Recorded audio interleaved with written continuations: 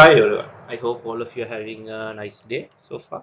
So this is a supplementary video that I'm making for you guys to help in the in-class activity for guided project in the week 10. This is the guided project schedule that we have uploaded for you guys in the project guideline.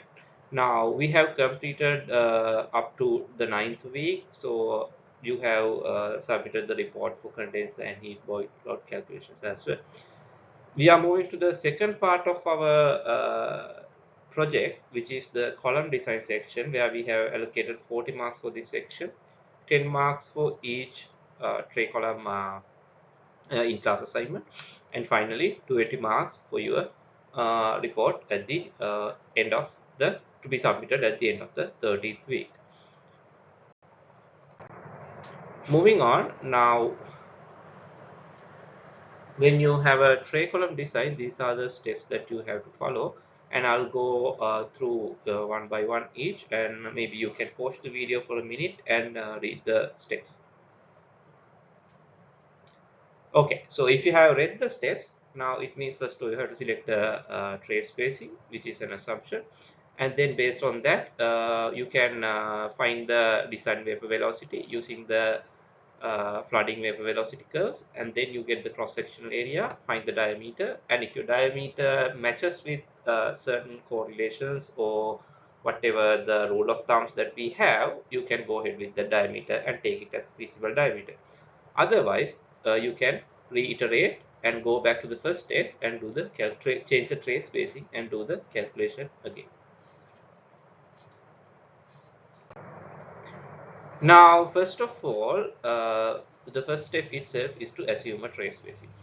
Now, if let me just draw a distillation column, a tray column for your reference. I'll draw a CU tray column. It's a typical CU tray column, so it would look like this. And you have the weir and the downcomer here, and then another tray here, and then I'll draw another tray here. Okay.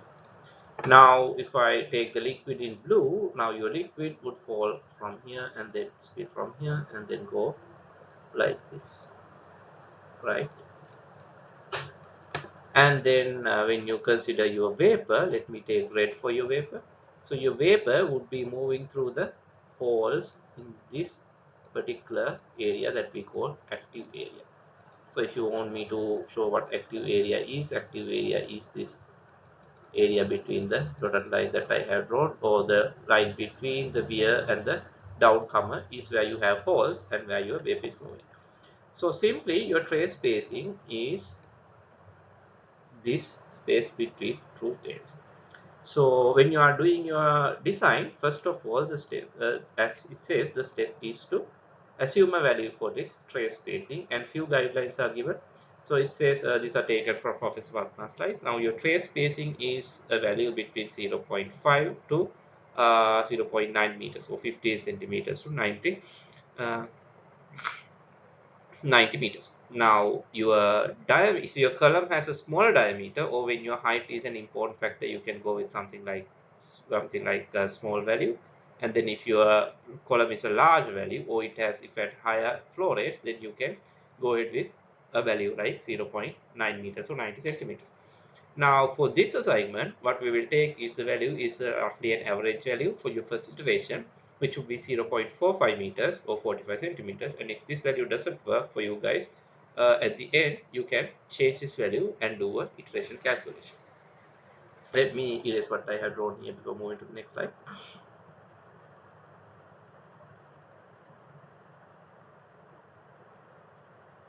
Now the next step in your calculation will be to calculate this parameter called liquid vapor flow factor, or FLV.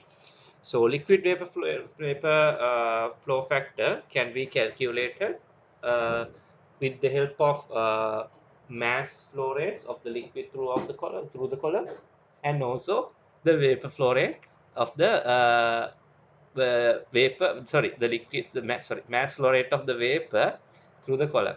And then you will also need the densities of the vapor and the liquid to calculate the FLV value. So now to show you how to calculate the FLV value. Now, so if you imagine your distillation column, let me just draw it better. So usually, if you you can search, if you have seen a distillation column, or if you can just simply search in the internet, you will see in the distillation column your stripping section and your uh, rectifying section will have two diameters. It is not exactly like this. It would have, something. Let me just draw better diagram. So it would look like something like this simply. Okay, so this happens because now if you imagine that this is the feed stage, so this section would be your rectifying section, your section would be a stripping section, right? Now we know in our rectifying section, our liquid flow rates, let me take now your liquid flow rate under, if you go, since we are going under McCarthy assumption, the liquid flow rate will be L and V, right? And then for your stripping section, there would be V dash, and down it is L dash.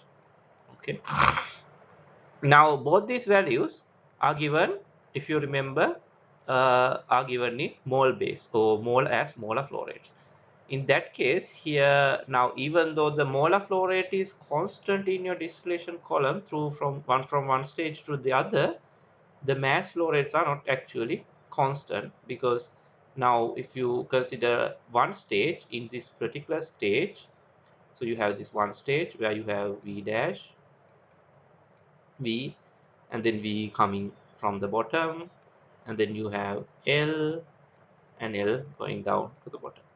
So even though the flow rates are equal, actually in terms of molar flow rates, it will not be equal in the mass flow rate or the volumetric flow rates. This V wouldn't be equal to this V in terms of mass flow rate or the volumetric flow rate, because the composition of the more volatile component and the less volatile components are different in these two streams. So in that case, ideally what you should do is you should calculate calculate the FLV value for each and every plate.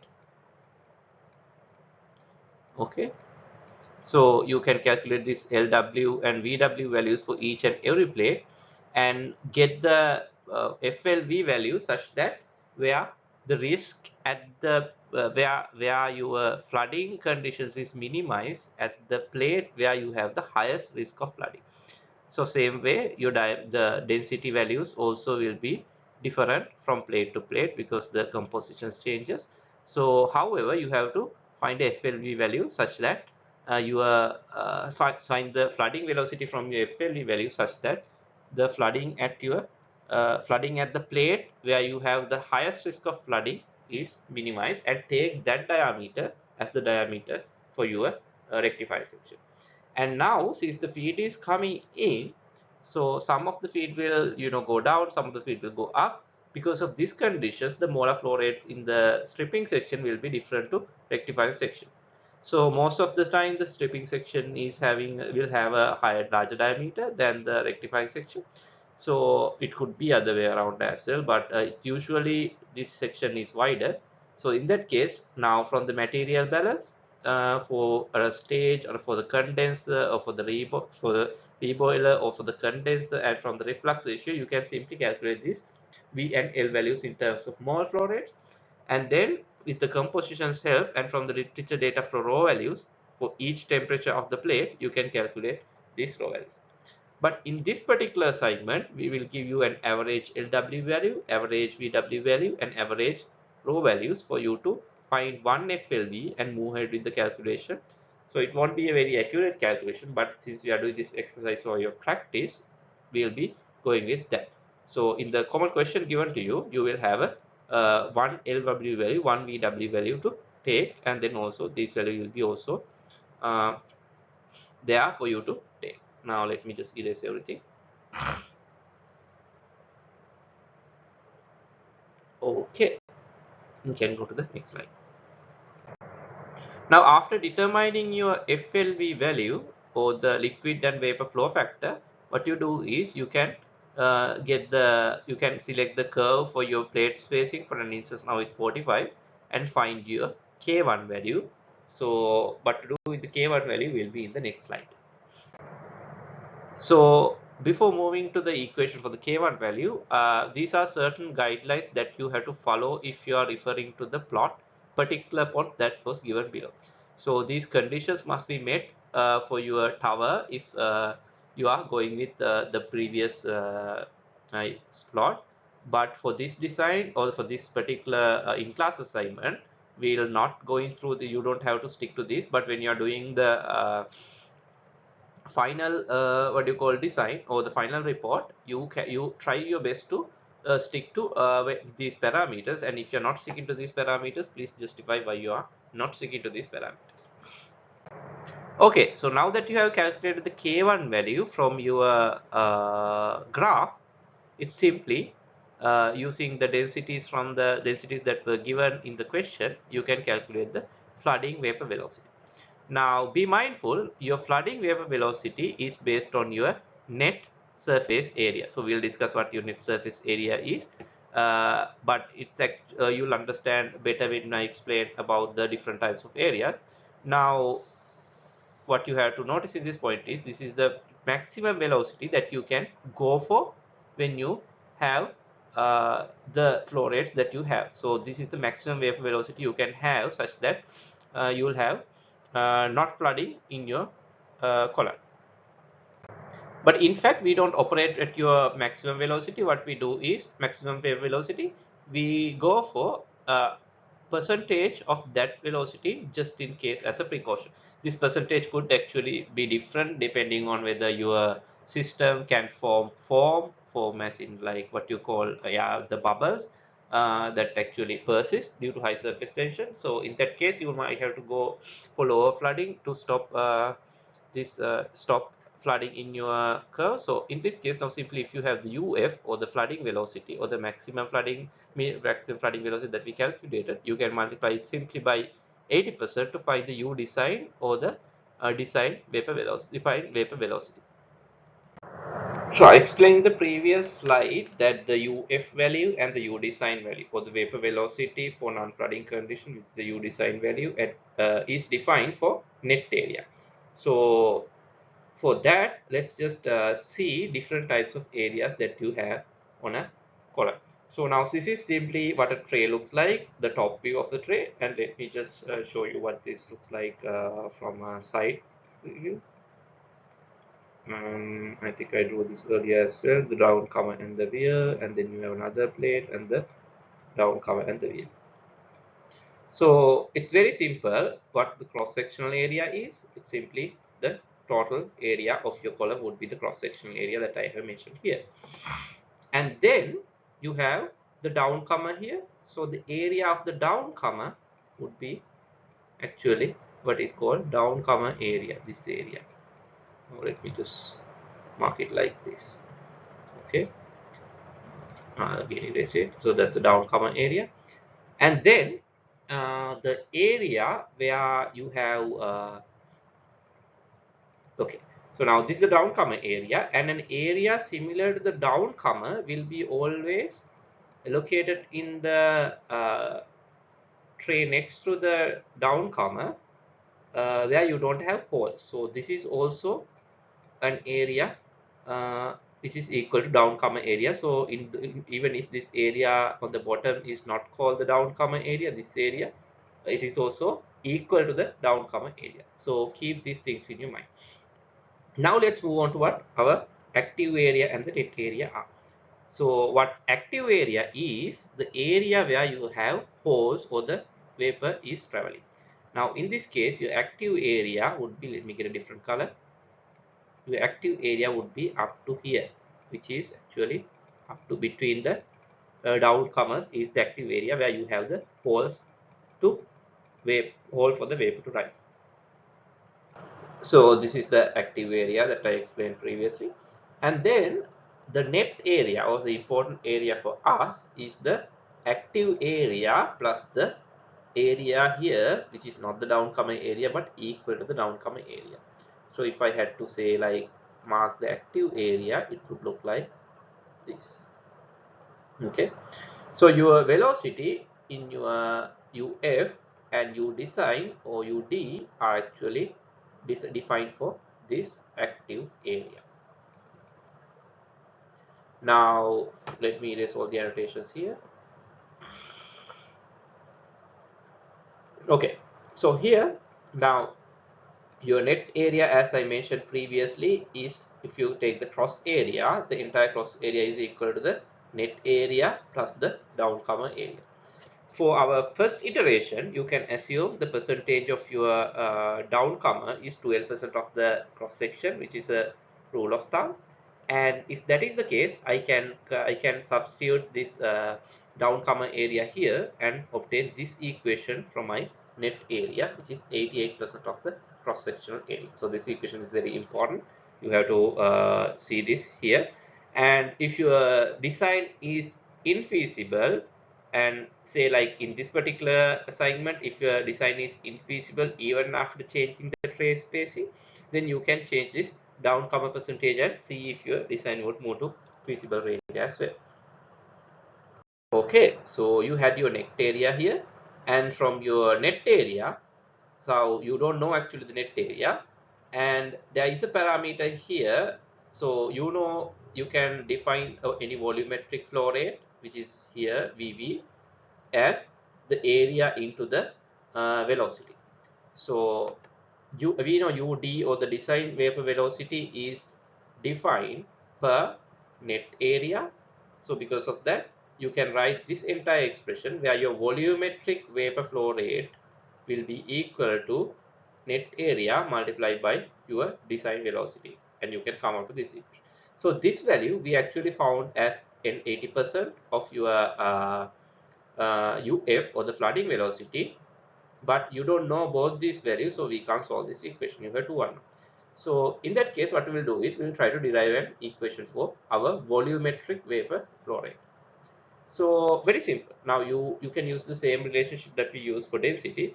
Your volumetric vapor flow rate will be equal to your vapor mass flow rate divided by the density of your vapor. So based on these two values, you can simply get your VV, and then you calculate VV, you can get the area net.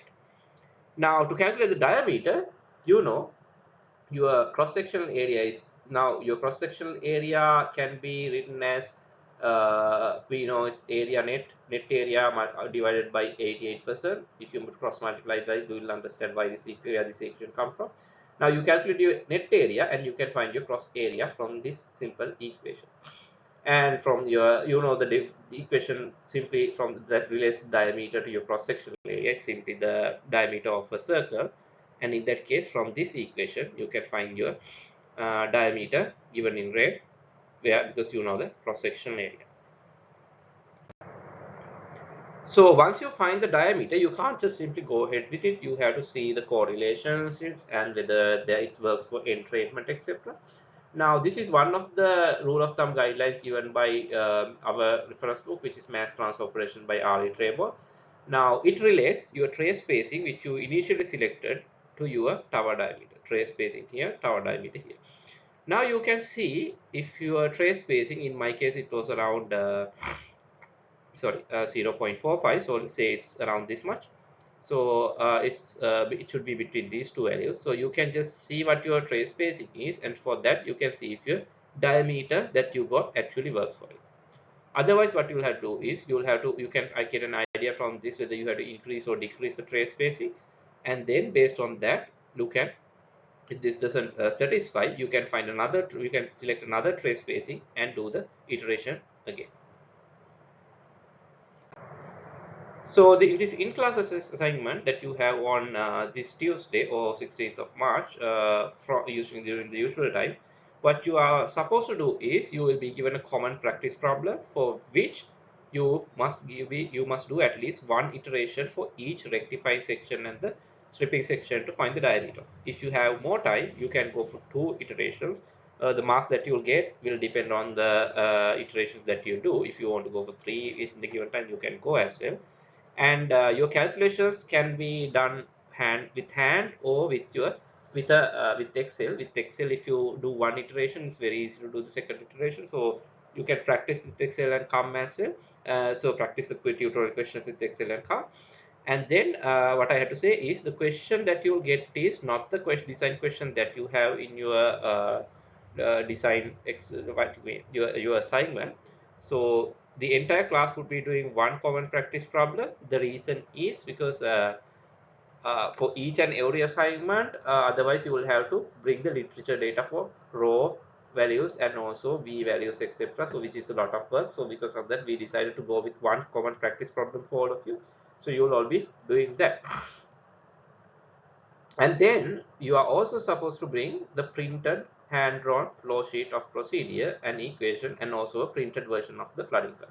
So you will be given marks for this flow chart and also whatever the construction that you do on the flooding curve, so that you will have to attach them as well to your final assignment and bring extra papers. I don't think I have to say it, and bring rulers, etc. And that's pretty much it. So in the next slide, I'll simply explain what your flow chart should be like from my final year project. It actually doesn't have to be that complicated, but you can just have an idea about the flow chart. So make a simple flow chart and bring it. So let me show you what the flow chart that you are supposed to make should look like from my final year project for my equipment design. And I designed an extraction column, but it was also a sieve tray column. But the design calculations are quite different, so I just wanted you to show what a flowchart should look like. So let me just go to my flowchart.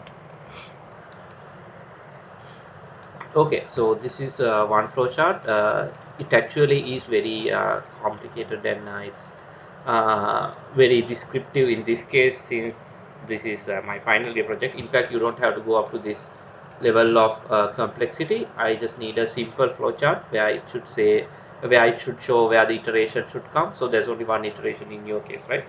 So whether it matches your whatever the parameter, yes or no, and where should, if it goes to yes, it should go to end, and if it doesn't, it should go to beginning, something like that. So for an instance, now this is my flow chart which says what to do first and etc.